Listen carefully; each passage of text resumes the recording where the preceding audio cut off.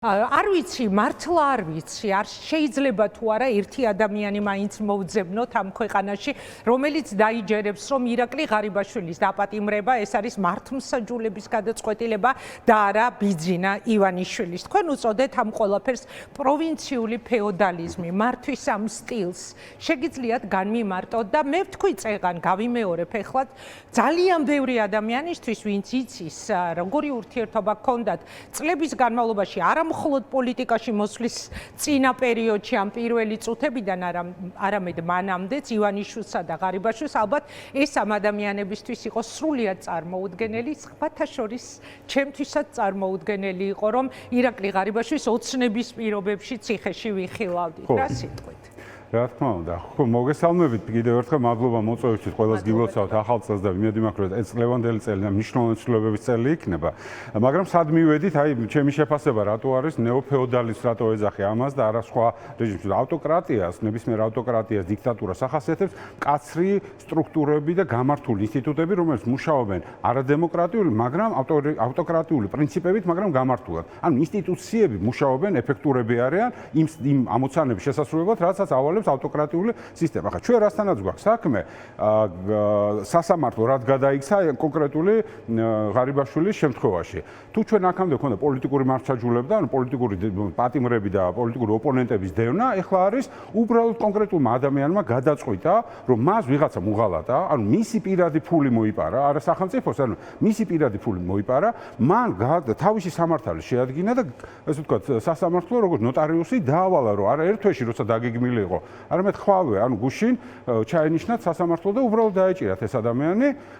ალბათ რაღაცა ამაშიც გარიგება მოხდა. მე არ ვიცი რამდენად იყო, მაგრამ მე წარმოვიდგენია, რომ რაღაცა შეთანხმებაში აღიარება, რომელიც ღარიბაშვილმა აღიარა, რომ რაღაცა შავი სალაროდან ფული მოიპარა, არა ბიუჯეტის კიდევ ერთხელ, არამედ შავი სალაროდან ფული მოიპარა, ამ აღიარებას მოყვა რაღაცა გადახდები ალბათ, როგორც ჩანს და მოყვა რაღაცა ისიც, რომ ამას ჭირდება, ესე ვთქვათ, ნებაყოფლობითი სასჯელიც, რომ და წავიდეს ციხეში და წავიდეს ციხეში და ადვოკატი იძახს, რომ კაცურად მოიხდის სასჯელი. თუ გახსენდებათ, კაცურად მოიხადა სასჯელი და კაცი ახლა ვანო მერაბიშვილზე რო თქვა. ეს არის ის მენტალიტეტი, რომელიც ახასიათებს, ასე ვთქვათ, ივანიშვილს, რომ მოიხადა სასჯელი იმ გაგებით, რაც თვითონ დაავალდა, თვითონ გადაუწყვიტა იმ კონკრეტულ ადამიანს, რომელიც ფორმალურად გააფორმა პროკურატურამ და სასამართლომ და აი ეს არის ფეოდალიზმი და ერთი ადამიანი თავისი პირადი კეთილდღეობის, თავისი პირადი ფინანსებისთვის, არა სახელმწიფო ავტოკრატიული ინტერესებისთვის, არამედ პირადი ინტერესების და თავის პირადი კარგად ყოფნისთვის შეუძლია ნებისმიერი ადამიანი, მათ შორის თავისი გარემოცვიდან დასაჯოს სამაგალითოდ, რომ სხვებსაც ეშინოს. სხვა შორის მისი დაკავების პირველ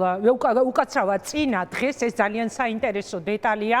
კონკრეტულმა ადამიანებმა აღმოაჩინეს ღარიბაშვილის სახლთან ძალიან ბევრი შავი ჯიპი, ძალიან ბევრი დაბურულ-მინიანი მანქანა და ჩვენც გქონდა ეს ინფორმაცია.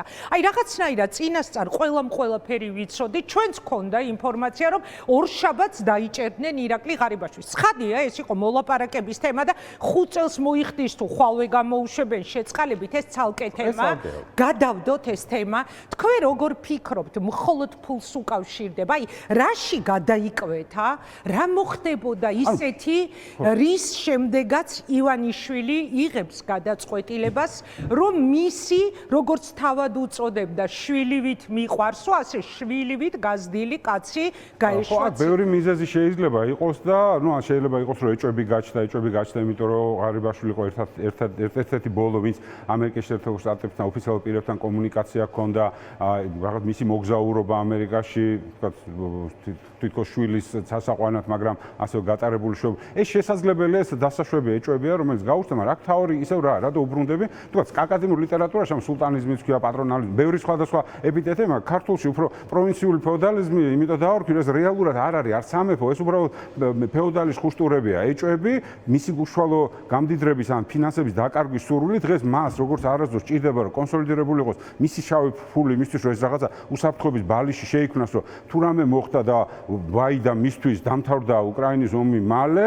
მაშინ ის რაღაცა წყაროები შეიძლება შეუსუსტდეს, იმიტომ რომ დღეს ძირითადი შემოსავლები საქართველოში არის რუსეთისთვის გამიზნული ტვირთები, რომელიც ჯერ ქართული ხდება და მერე ჩვენ ექსპორტი გაგვეზარდა, იმიტომ რომ გაქართულდა რაღაც ტვირთები, რომელიც მერე მიდის შუა აზიაში ან რუსეთში და რეალურად ასე ვთქვათ ცდილობს რომ სანქციებს აარიდოს რაღაც გარკვეული საქონელი, გარკვეული. თუმცა ამითი ასე ვთქვათ გარკვეულ სიკეთეს კეთილდღეობას ქმნის, მაგრამ ეს კეთილდღეობა დროებითია და ნებისმიერ შემთხვევაში როგორც არ უნდა დამთავრდეს უკრაინაში ომი, ის კარგავს ამ რესურსებს და ამიტომ ჭირდება გარკვეული რეზერვები. აი ამ რეზერვების მობილიზებაში, ამ რეზერვების კონსოლიდაციაშია და ის ადამიანები, ვისაც აქამდე დაშვებული ქონდა და როგორც ახლა უკითხავთ, ხო არ აკეთებდა ღარიბაშვილი ფულს ან რა საკვირველი, ამის გაპრების ხო არავის არ გჯერა. მაშინ უნდა თქვან თვითონვე რომ მეგობრებო სახელმწიფო ჩვენ არ გქონდა. არ გქონდა თუ სუსის უფროსი იმ საქმეებს აკეთებდა, რაზეც ახლა ბრალი აქვს წარდგენილი, თუ ახლა აღმოაჩინეს რომ უი კორუფციაში ყოფილა ჩართული ყოფილი პრემიერი, უსაფრთხოების უფროსი, მინისტრების მოადგილეები, მაშინ რა სახელმწიფო ყველა პრემიერი იყო დამნაშავე ამ 13 წლის განმავლობაში ეს ყოფილა. ანუ მათ ეს თავისი არ შემდგარი სახელმწიფო სახე თქვეს, უბრალოდ ამის მიუხედავად ისინი ანუ არ იმჩნევენ და აგრძელებენ, იმიტომ მათთვის ახლა ძალიან მნიშვნელოვანი ფინანსური უზრუნველყოფა გააკეთოს, იმიტომ რომ ესეთი კრიტიკული მომენტების როცა წყაროები შემცირდება, მას კონდეს გარკვეული რესურსი, რომ ეს ფინანსები კონდეს, მაგრამ ეს პლუს ასევე ეს ფეოდალური ხუშტური, სულტანმა გადაწყვიტა და ახლა ვიღაცაზე ეჭვიაკ და ის დასაჯა. დასაჯა ისე, როგორც მაგალითად დათეთრთაშხიაში რო არის არქიფოსე თუ როგორც ჯის, უბრალოდ სამაგალითო ჯის ვიღაცას, რომელიც უნდა დასაჯოს, იმიტომ რომ დანარჩენებმა უნდა იცოდნენ, რომ ნებისმიერ შეიძლება სასჯელის ესე ვთქვათ სამიზნე გახდეს. ვინც გააკეთებს? ვინც გააკეთებს, ვინც შეიძლება არც მე არ მგონია ისეთი რამე გააკეთა ღარიბაშვილს ივანიშვილმა არ იცოდა. უფრო სწორედ ვინც გააკეთებს მისგან ნებადართული ფულის სიკეთე. აი როგორც მოუნდება. აი როგორც ჩათვლის საჭიროდ, იმ მომენტში ჩათვლის საჭიროს, რომ უნდა რომ იყო მდიდარი, ხარ მდიდარი, როგორც ჩათვლის რომ აღარ უნდა იყო რომ მდიდარი, აღარ ახარ მდიდარი. ეს არის ფეოდალური. ან მისია ყველაფერი, ყველა სიმდიდრე მისია და მანამდეა შენი, სანამ მას უნდა. ეს არის ფეოდალური სისტემის, აი ვულგარული ფეოდალიზმის, თორე ხა ჩვენ სად მიიყვანს ეს ყველაფერი ოცნებას? აი იცით რა მინდა? ნუ ხა ფაქტია რომ სახელმწიფო სრულად დეგრადირებულია, ინსტიტუციური სისტემა. გვაქვს ჩვენ დღეს ეს არ არის სახელმწიფო. შეუძლებელია ბატონო დიმიტრი, შეუძლებელია თვითონვე აღიარებდნენ რომ დიდი ფულის შოვნის გამო ციხეში გაუშვეს პრემიერი, უსაფრთხოების უფროსი, მინისტრების სხვადასხვა რანგის ჩინოვნიკები, ანუ კორუფცია იყო და ყვავის ქვეყანაში და შეუძლებელია ჩვენ ამ დროს ვილაპარაკოთ რომ გვაქვს ნორმალური სახელმწიფო. აქთან რაც ძალიან საერთოდ გვაქვს ძალიან მნიშვნელოვანი ხო რა არის? ეს კორუფციაზე დაპატიმრებული მაღალჩინოსნების მიღმა რა სქემები იყო, ის ხო არ გახსნეს არც ერთი. ანუ ეს ხო არ არის წარმოჩენილი. ერთი კაცი ხო ვერ აკეთებს. როგორ შეიძლება უშროების ხელმძღვანელმა ერთმა კაცმა კორუფცია განახორციელოს? მას ჭირდება მთელი ინფრასტრუქტურა, ეს არის ათობით თუ არა ასობით ადამიანი, რომელიც ამაში უნდა იყოს ჩართული. იგივე პრემიერ-მინისტრი, თუ ფულს ათეთრებდა, მარტო ვერ გაათეთრებდა ერთი ადამიანი, ამას ვერ იზამს, ხო? ამას ჭირდება მთელი ინფრასტრუქტურა, სისტემა, ხალხი. სად არის ეს? ანუ სქემები რჩება, ადამიანები იცვლებიან, ეს არის უბრალოდ გადაალაგა ახალი შემადგენლობა დანიშნა იგივე სქემებზე, იგივე კოლ-ცენტრი, რომელიც ფარველობასაც აბრალებენ ლილუაშვილს, თუ ეს კოლ-ცენტრი არსებობდა, დანაშაულები კოლ-ცენტრი, როგორც ვიცით, არსებობს, ბევრი, მათ შორის თქვენი ასე ვთქვათ, თქვენი ჟურნალისტური გამოძიებები ამას აჩვენებს ხოლმე. ეს კოლ-ცენტრის ფარველობა თუ არის დანაშაული, თვითონ კოლ-ცენტრის არსებობაც ხო დანაშაულია და სად არის ეს კოლ-ცენტრი? ანუ კოლ-ცენტრი ისევ აგზელებს ფულის კეთებას, რომელიც მიაქვს ახლა უფრო მეტად მიაქვს, უფრო მეტი წილი მიაქვს როგორც ჩანს ფეოდალთან და უფრო ნაკლები კოლ-ცენტრის პატრონთან ან ფარველთან. აი მაგასთან მაგიტო დავარქვი, ეს არ არის ტიპიური ავტოკრატია, ესე არ იქცევა ლუკაშენკო მაგალითად. ლუკაშენკო კაცრი სისტემები აქვს, ცუდი, ძალიან ბრუტალური, ძალიან აგრესიული, მაგრამ კაცრი სისტემები და კანონი, ცუდი კანონი, მაგრამ კანონობს იქ. ჩვენთან კანონი არ არსებობს. არც ერთი კანონი არ გუშავა. კორუფციასთან ბრძოლის სახელით დაწყებული ძველი მთავარი ფიგურების დაპატიმრების პროცესი როგორ დაიწყო, ეს ალბათ უნდა გავიხსენოთ, ხო? დაიწყო რითი? რიჟვაძის იმ ტრაგიკული შემთხვევით თვითმკვლელობის მცდელობით და რიჟვაძის ცნობილი წერილით, რომ რაღაც დიდი ფულის ჩატანას თხოვენ და ასე შემდეგ. ანუ სასტიკის სახე ვნახეთ ჩვენ სინამდვილეში საკუთარ თანაგუნდელებს სისტემა როგორ უპირისპირდება და მე ციხისთვის როგორ წირავს. რიჟვაძე უბრალოდ გადარჩა, არ მოკვდა, არ გარდაიცვალა, გადარჩა, მაგრამ გაჩუმდა და ჩვენ არ ვიცით ის ოცნების რეალობაში ან მერე საერთოდ როდესმე ილაპარაკებს თუ არა. ღარიბაშვილი წავიდა ციხეში, მაგრამ გაჩუმდა. ლილუაშვილი დუმს, როგორც გვიყვებიან საკანში საკუთარ ბრალს ფურცელ-ფურცელ უზის და სწავლობს ემზადება სასამართლოსთვის. ანუ ჩუმდებიან, არც აპროტესტებენ. მას შეეძლო რომ ესაუბრაო, მისმა ერთ-ერთმა ადვოკატმა თქვა სხვათა შორის გუშინ, ლილიკო გელოშვილის სტატუსი იყო ძალიან საინტერესო, მაგრამ ნუ მოკლედ ესე გადაწყვიტა და გაჩუმდა. აი ეს სიჩუმერაზე მეტყველებს ეშინიათ, კიდევ უფრო მეტად რისი შეიძლება მე მგონია რომ ამ კონკრეტულ შემთხვევაში გვაქვს საქმე იმასთან რომ ღარიბაშვილი ცდილობს რომ აღიდგინოს თავისი ივანიშვილის კეთილგანწყობა. კიდე. აი მე მგონია რომ ეს არის და მან მე ესე წარმოვიდგენ რომ მან უთხრა რომ მე აღიარა და საჯაროთაც ვიცით, მაგრამ ასევე უთხრა რომ მე მზად ვარ საჯელიც მოვიხადო და კარგი, მაშინ წადი ციხეშიო და იქიდან კაცი გამოხვალო. და მისმა ადვოკატმა თქვა რომ კაცურად იჯდება ციხეში. ანუ ეს ხო ეს ტერმინები რომელიც გამიგია ივანიშვილისგან, გავიგე დღეს მისი ადვოკატისგან და მე დავაკავშირე რომ ეს არის მათ შორის დიალოგი შედგა გუშინ წინ და თქვენს რომ მოდი აღარ დაუცადოთ ეხლა რატო ჩავსვათ ერთი თვის მერე, მოდი ხვალვე ჩარჯდეს და უცებ დანიშნეს ხლომა ისედაც გადატვირთული სასამართლოა და ეს დაჭერილებ დაჯარიმებული პროტესტანტების საქმეებს არ განიხილავენ იმდანად გადატვირთულებმა მოინახა დრო მიაცილეს მანქანები და დაცვები და დღეს ვიხუმრე დაცვა ნეტა შეყვა ციხეში იქაც რუსთავის ციხეში წყალ დაცვა თუ კარებთან ელოდება თქო იმიტომ რომ ნუ ეს ხო არ არის ტიპიური დაპატიმრება და ეს არის კორუფციაში მხილებული ადამიანის დაპატიმრების შესაძლებელია და ეს ვადაჭირდებოდათ კიდეც ჩვენ არ ვიცით ის შესაწყალებელთა სიაში მოხდება თუ შეიძლება მოხდეს კიდევაც ყოველ შემთხვევაში მე მგონია მოხდება თუმცა არა ეხლა მგონია რომ ალბათ რაღაცა პერიოდი უნდა განვლოს რაღაც ციხეში იქ იქნება ალბათ ძალიან კარგ პირობებში და განსხვავებულ პირობებში ბუნებრივი ესე მგონია მე ნუ შეიძლება ვწდებოდე მაგრამ აი ეს სახე ჩანს ამის და ესეთი პერფორმანსის წინაშე გავარჩევ როგორი რეალობა გვაქვს ნახეთ ერთი პრემიერი უკვე ციხეშია მეორეს გახარიას დაუსწრებლად შეუფარდეს პატიმრობა მინისტრები ციხეში უსაფრთხოება ციხეში და ჩვენ ვლაპარაკობთ იმაზე რომ თურმე როგორი ძლიერი არის ის პოლიტიკური ძალა რომელსაც ქვეყნის მართვის სადავეები კიდევ უფრო მეტი ჩვენ ყავდა შეკვეთილ მკვლელობაში ბრალდებული გენერალური პროკურორი ჩვენ ყავს კოლ-ცენტრების და უცხოეთის ინტერესებზე მომუშავე სუსის ხელმძღვანელი ჩვენ ყავს ერთი ეროვნულ სახელმწიფოს ინტერესების ღალატში ბრალდებული და მეორე კორუფციაში ბრალდებული პრემიერ-მინისტრები და ერთი ასე ვთქვათ სკანდალით გაშვებული კვირიკაშვილის გული ანუ ყველა მთავრობა ყველა მინისტრი პრაქტიკულად ცუდი იყო მაგრამ მაინც ამბობენ რომ კარგები ვართო და დღეს ახლა თავიდან ვიწყებთო ანუ თავისთავად დავიდან როგორ დავიწყებთ 13 წლის განმავლობაში ჯერ რაც გააკეთეთ და აშკარა იყო რომ თავიდან რაღაცებს აკეთებდა ყველა ის ინსტიტუციური დემოკრატიული მექანიზმი რომელიც შეიქმნა რომელიც ჩანასახობრივ მდგომარეობაში იყო და რომელსაც ვამაყობდით მართლა რაღაცა წინ წავიდა მართლა ვიყავით ეს ვთქვათ მოწინავე ქვეყანა თუნდაც აღმოსავლეთ ევროპის აღმოსავლეთ პარტნიორების ქვეყნებში აი ეს ყველაფერი დაშალეს დაანგრიეს და საბოლოო ჯამში მივედით იქამდე რომ აი ესეთი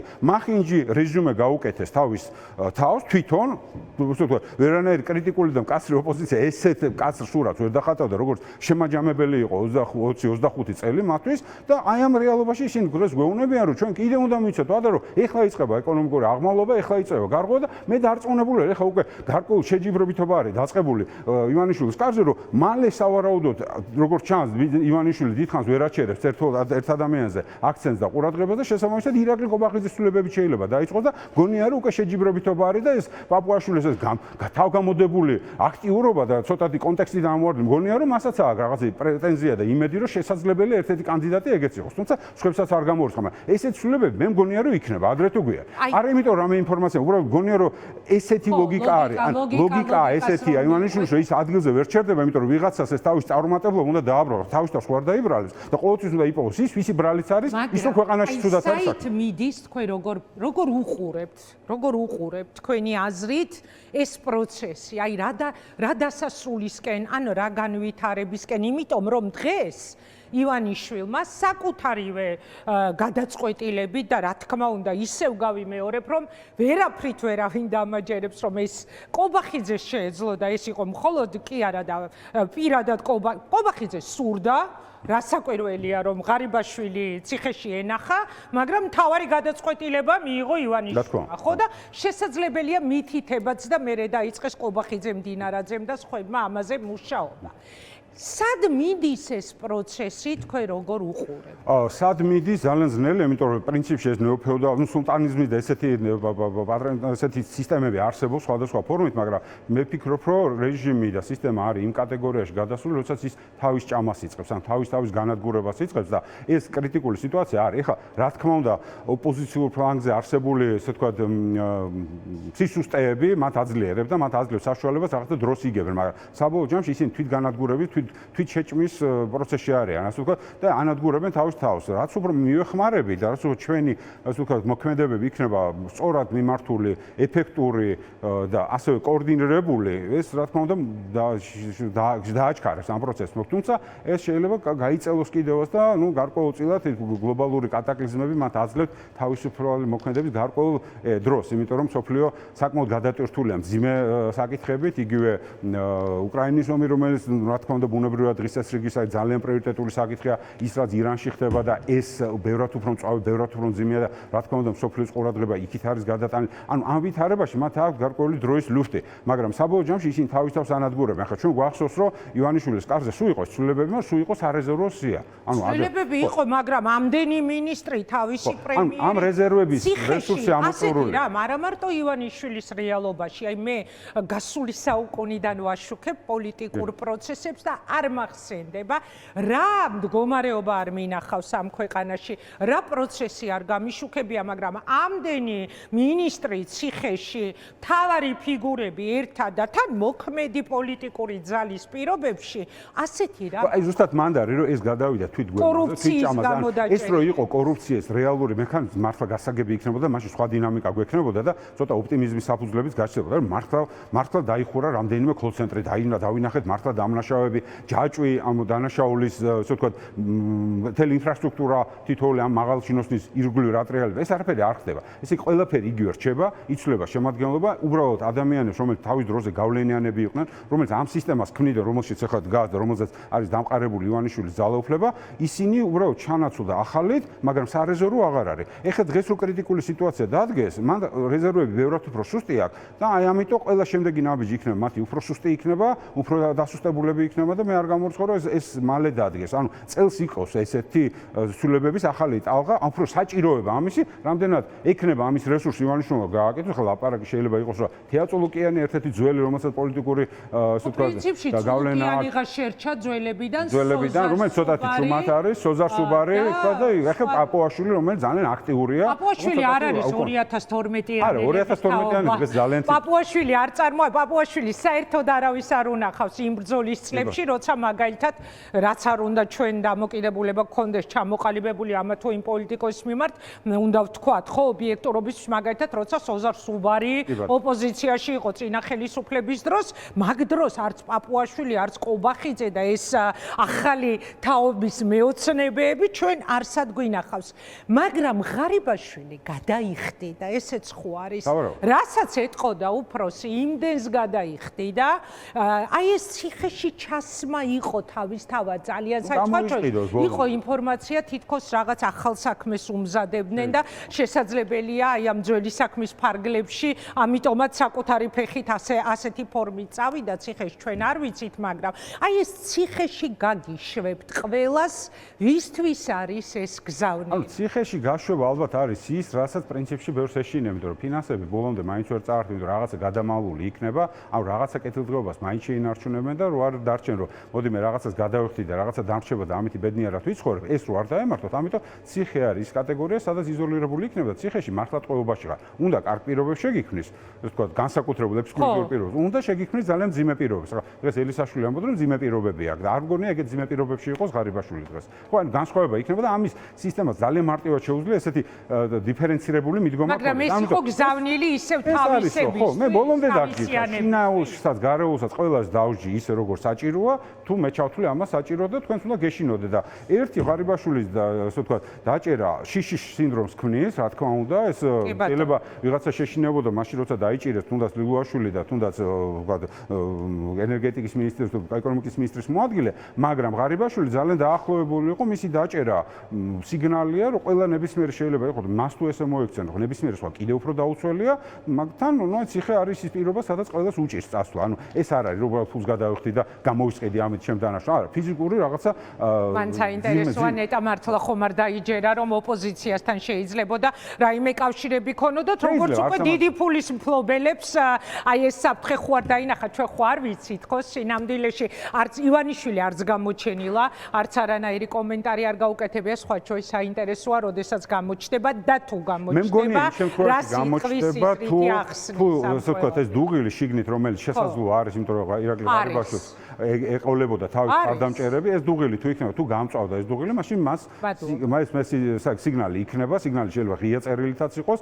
ჩვენ გვახსოვს გიორგი გახარეს შემთხვევაში, როდესაც გიორგი გახარეს წასვლის დროს ეს მის მიმართ სენტიმენტები შენარჩუნდა, მას ივანიშვილს დაჭიდა გამოსვლა და თქმა რომ მან უღალატა, ან მოღალატეა, დაარქვა მოღალატე და ეს რაღაცა ეს გარკვეული ტოლვა გიორგი გახარეს მიმართ ჩაცხრა. მაშინ და ყველა მიიღო, ყველა ოცნების ამორჩევა მიიღო, რომ გახარე არის მათი მოღალატე. დაახლოებით თუ ესეთი საჭიროება დადგება, თუ არა და შესაძლებელია შიდა გზავნილებით ეს დაარეგულება. მე ვფიქრობ, რომ სამწუხაროდ ქართული ოცნების ამორჩეველი სრულად ორიენტირებულია ივანიშვილზე და ესე ნეოფეოდალური მენტალობა მანდ ჩამოყალიბდა, რომ ისინი უყურებენ ფეოდალს, ის რა სიტყვით და იმის მიხედვით შეიძლება ღარიბაშვილი კარგი ბიჭი იყოს, ცუდი ბიჭი იყოს, მოღალატე იყოს, ან ერთგული იყოს, ან ძველი იყოს, ან ახალი. ანუ ისე როგორც ყოფილი ნაცი გახადეს ზოგიერთი უკვე აქტიური ქოცები, აი ესე შეუძლიათ ნებისმიერი რეალობა შემოატრიალონ და ამ ამორჩეულმა ყველაფერი დაიჯეროს, რასაც ეტყვის ივანიშვილი, ან ივანიშვილის სახელით ეტყვის ნებისმიერი სხვა.